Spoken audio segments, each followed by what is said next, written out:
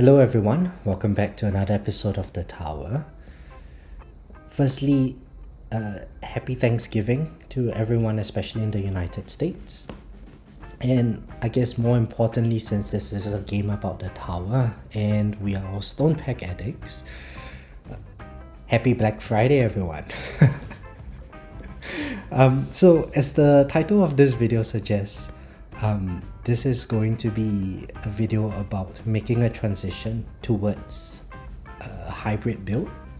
And a few months ago I made a video about a transition towards glass cannon. It seemed like a lot of people found that video useful, so hopefully this video does the same.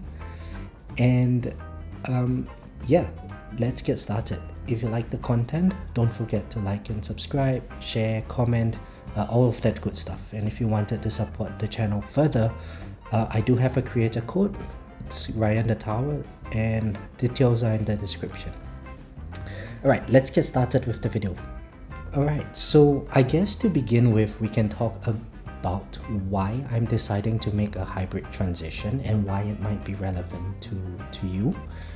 So firstly, over the past month or so, I've come to realize more and more that at least where I am in my progression, the marginal impact of having more damage is getting a bit less significant. Overall, getting more damage still helps with my progression. However, I start reaching levels where enemy damage is one-shotting me, or if not one-shotting me, taking very little hits to kill me. And specifically, these enemies that I'm referring to are the overcharge enemies.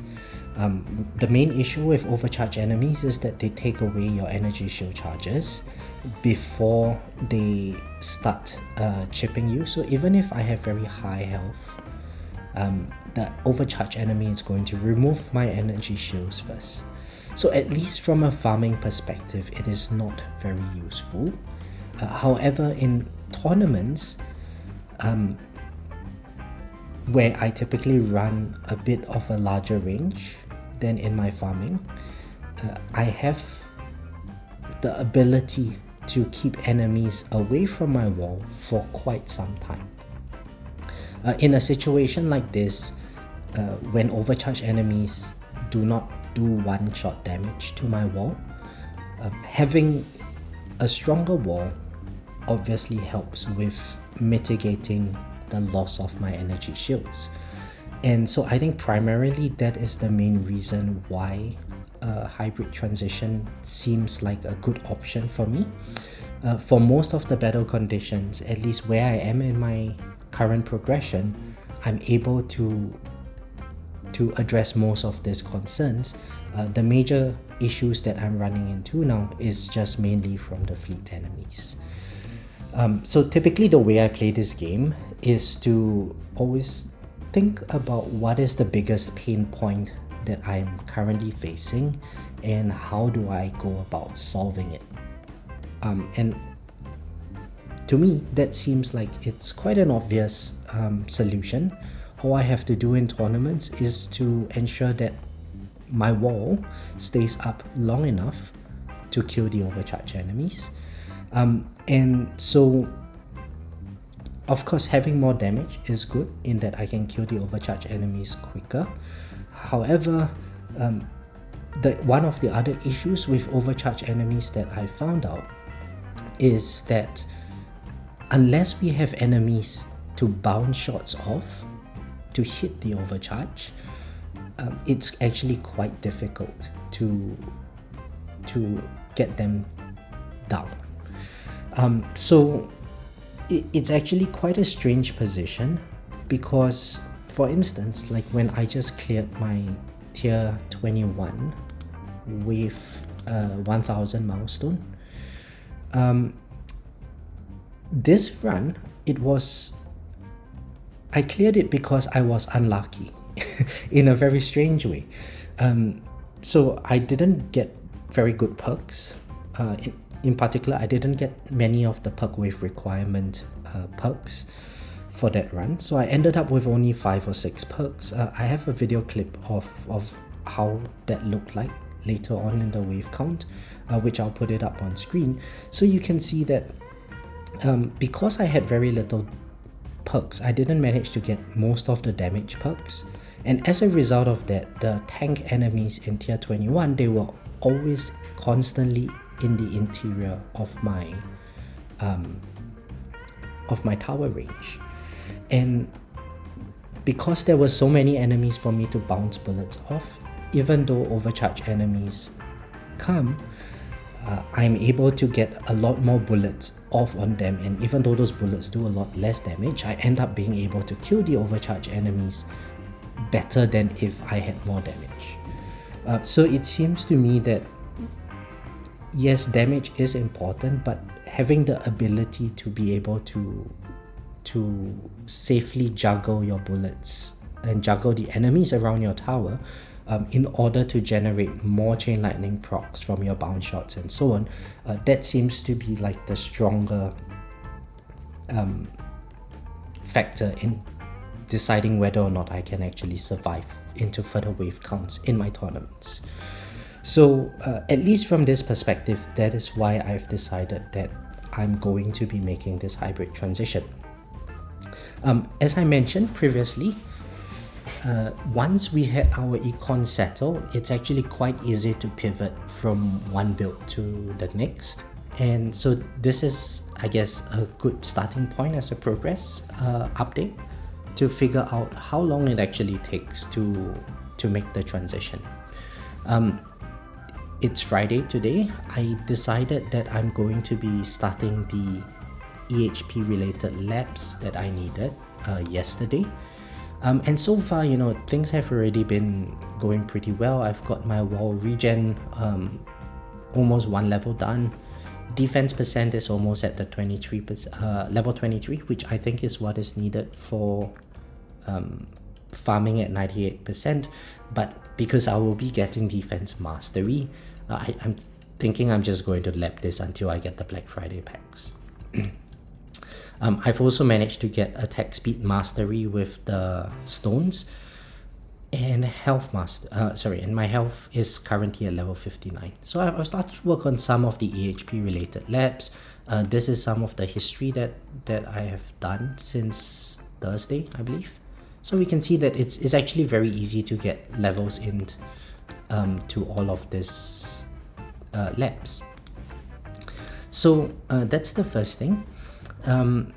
Clearly these labs are not going to be complete anytime soon. However, if you have already started on your card masteries, you would know that you don't actually need your base masteries or your base lab levels to be ridiculously high in order to benefit greatly from masteries.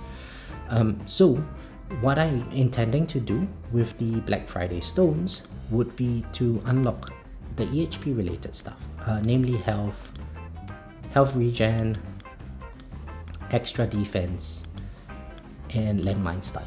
So why landmine stun? Landmine stun increases the chance for enemies to miss their attacks, which coupled with Harmony Conductor is going to help extend the overall effective health that I get in the form of getting misses from the enemies.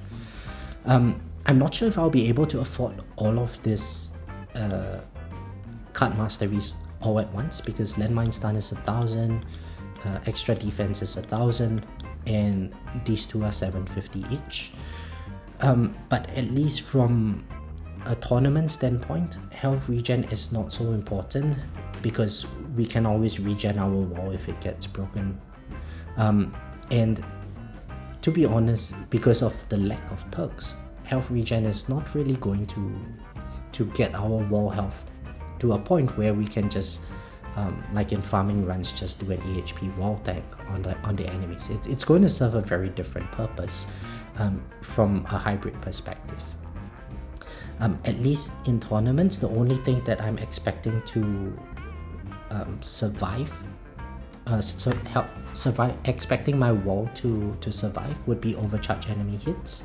And maybe if my defense percent gets high enough, potentially I might be able to survive a blast or two from ray enemies if they do have enough time to fire off on me. So yeah, I think my priorities would be health, defense mastery, landmine mastery, and if I have enough stones, then I would get health regen mastery. Whatever masteries I'm intending to get, I would be just obviously labbing them in, and because I completed the wave 1000 milestone, I'm putting this lab in whenever I have the opportunity to. Currently, the way I have set up my cell farming is my cell enhancement is at 2.0, so that allows me to get 3.5 labs at 6x speed. So it shouldn't take very long. Each mastery is going to be about 20 days worth of lab time in order to complete if they are at 6x. So definitely by the 3rd week or so, I should be done with this initial set of masteries. Thereafter, I guess since I'm doing masteries, I might as well just complete some of the other things. Plasma Cannon Mastery would be a good one because naturally I'm going to be increasing my wave count in tournaments. So having to deal less damage to elites, especially when they are buffed by commanders, seems like a good one for me to grab. Fortress Mastery, maybe I might have to think about that a little bit.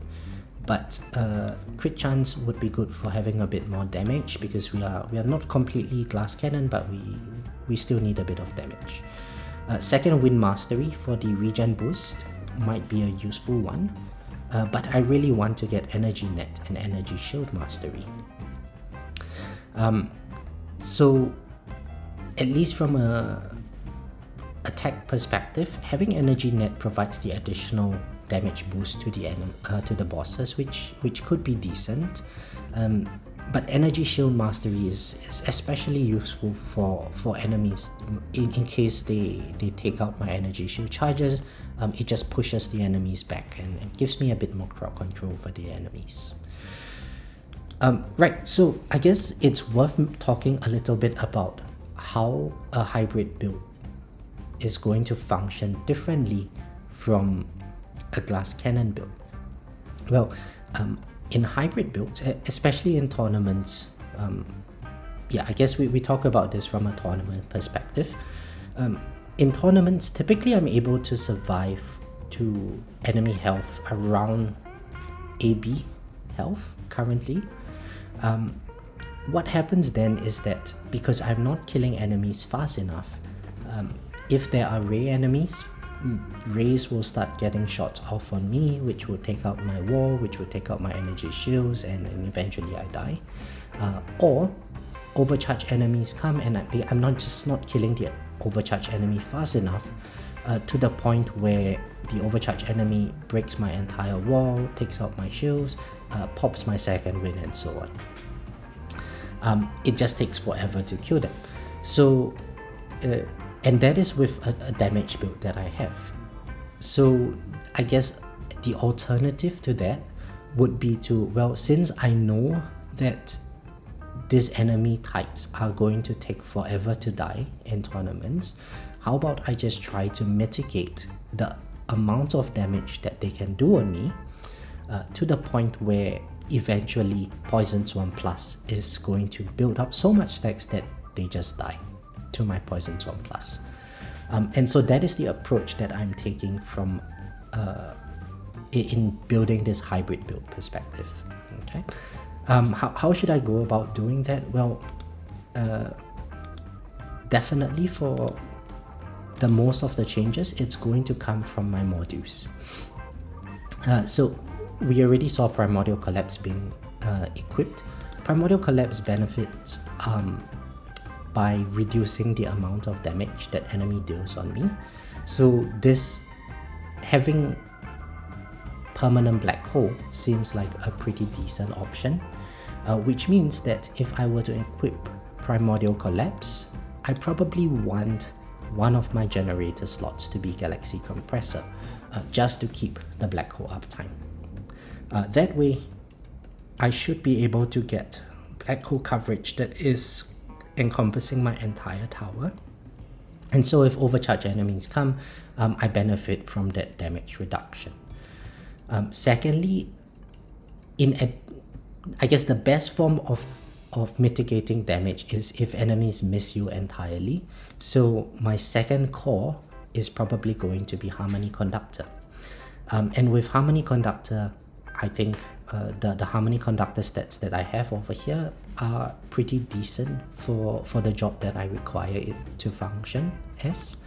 So I'll probably put either Harmony Conductor or Primordial Collapse as my cores.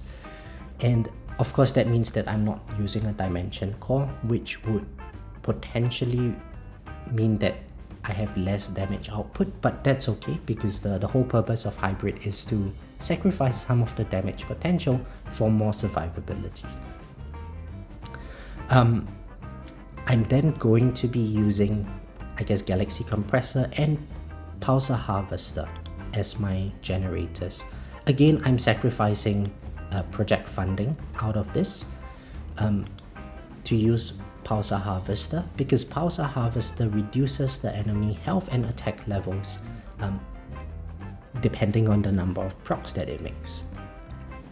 So I guess there's many different options, right? If I need the permanent black hole for very specific battle conditions, then yeah, it might make sense to put in Galaxy Compressor as my primary.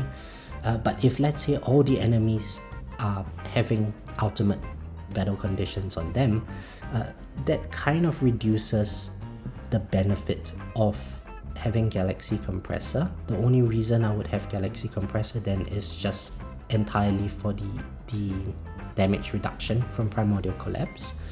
If I'm not going to benefit from the crowd control aspects in that situation, there might be a case to be made where I just use project funding in place of Galaxy Compressor over here, simply because if I were to have the enemies stay up for too long, I eventually run out of crowd control on them and they start doing chip damage on me, and you know, if there's range ultimate or something, I might end up just getting my tower disabled permanently and not be able to survive.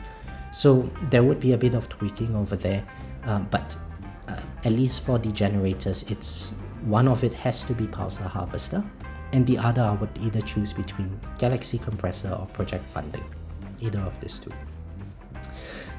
For the armor modules, again I think there's many different options because of the lack of Dimension core damage, which is actually very significant. I think Orbital would be a very strong choice over here, even more so than say ACP, mainly because I don't have a huge damage source boost in the form of in the form of Dimension core. So having a 20x multiplier or 10x multiplier on my damage is probably going to mean a lot less. However, percentage health damage is going to be pretty useful. So having OA slowly chip away at enemies that have their health and damage stats being constantly squished by my Pulsar Harvester seems like a pretty good option over here. So if I do use OA, the second slot is actually quite varied.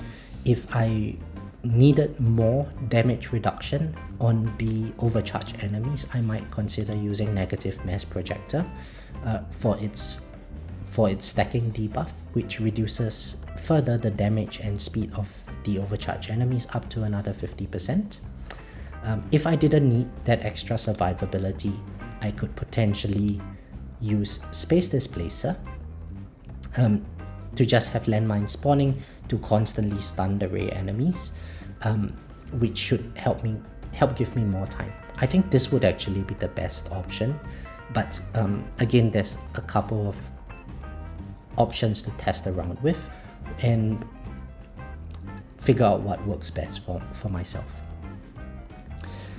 In terms of the cannon modules, actually cannon modules, I think there's really not much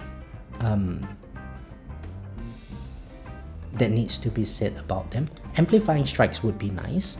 I do think that later on in the runs, amplifying strikes kind of loses out its value, because if I'm going to be letting the elites stay up for a very long time, depending on how long they actually stay up for, I might end up with a situation whereby my amplifying strike damage buff uptime is actually very low, in which case it might be better to just go with death penalty.